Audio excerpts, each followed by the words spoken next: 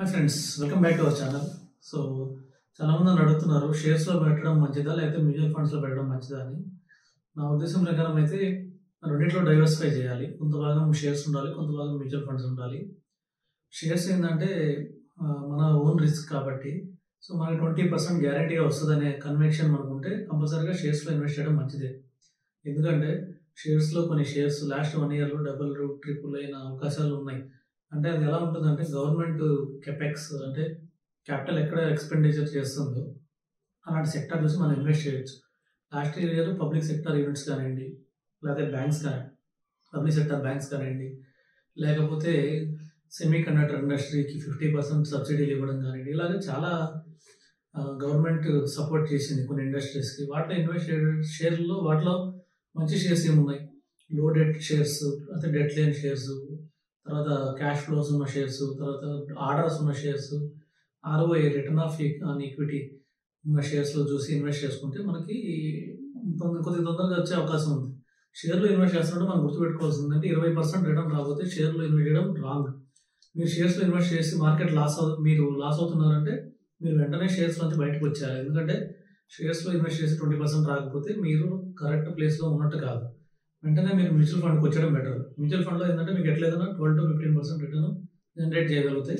Normal safe funds కూడా 12% return, అలాగే కొద్దిగా అగ్రెసివ్ ఫండ్ 15% రిటర్న్ జనరేట్ చేయగలుగుతాయి. కాబట్టి మీరు ఈ విధంగా మ్యూచువల్ ఫండ్స్ని సెలెక్ట్ చేసుకోవడం బెటర్. అదే షేర్స్లోనే మీరు ఉండాలనుకుంటే కొద్దిగా మంచి షేర్స్ కావాలంటే మనం ఇందా అన్నట్టు ఇండస్ట్రీ.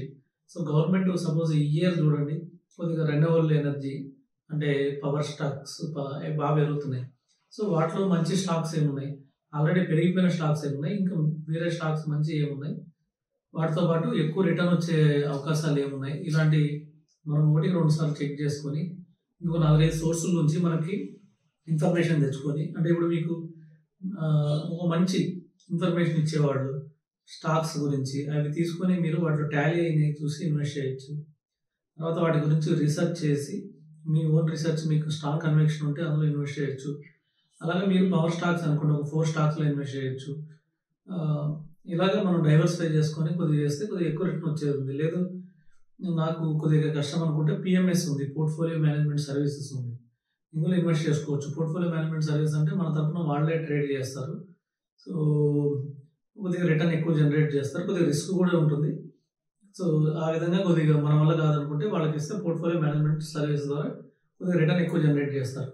సో నాకు ఇలా కూడా అసలు ఏం రిస్క్ వద్దు అనుకుంటే mutual fund is the best option. Mutual ఫండ్లో మీరు ఎట్లయినా 12-15% రిటర్న్ జనరేట్ చేయొచ్చు.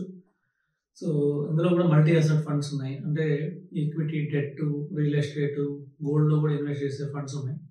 ఈ ఫండ్స్లో ఏమవుతుందంటే మార్కెట్ హైలో ఉన్నప్పుడు సో అమౌంట్ తీసేసి డెట్లో కానీ, గోల్డ్లో కానీ, రియల్ ఎస్టేట్లో కానీ పెట్టి రీబ్యాలెన్స్ చేస్తారు.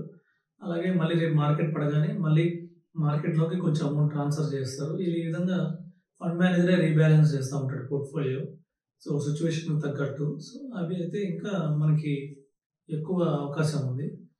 సో ఈ విధంగా మనం కంపల్సరీగా మన పోర్ట్ఫోలియోని డిజైన్ చేసుకోవాలి. మన అల్టిమేట్ గోల్ ఏంటంటే ఒక 1 crore స్టార్టింగ్ 1 crore రీచ్ కావడము, తర్వాత 2 crores, 3 crores, 5 crores. మనం ఫస్ట్ 1 crore రీచ్ అవ్వడమే కష్టము, తర్వాత అది మల్టిప్లై అవుతుంది. కాబట్టి ఫస్ట్ 1 crore మనం ఎంత ఫాస్ట్గా రీచ్ అవ్వాలనుకుంటే అంత తొందరగా అంత ఎక్కువ అమౌంట్ ఇన్వెస్ట్ చేసుకుంటూ వెళ్ళాలి. సో అదే పవర్ ఆఫ్ కాంపౌండింగ్ ద్వారా మంచి రిటర్న్ జనరేట్ చేసి మీకు పెద్ద అమౌంట్ అవుతుంది. సో ఈ విధంగా మీరు మ్యూచువల్ ఫండ్, స్టాక్స్ 2 మీ పోర్ట్ఫోలియోలో పెట్టాలి, లేకపోతే లాంగ్ టర్మ్లో ఎక్కువ అప్రిసియేషన్ రావు. Thank you.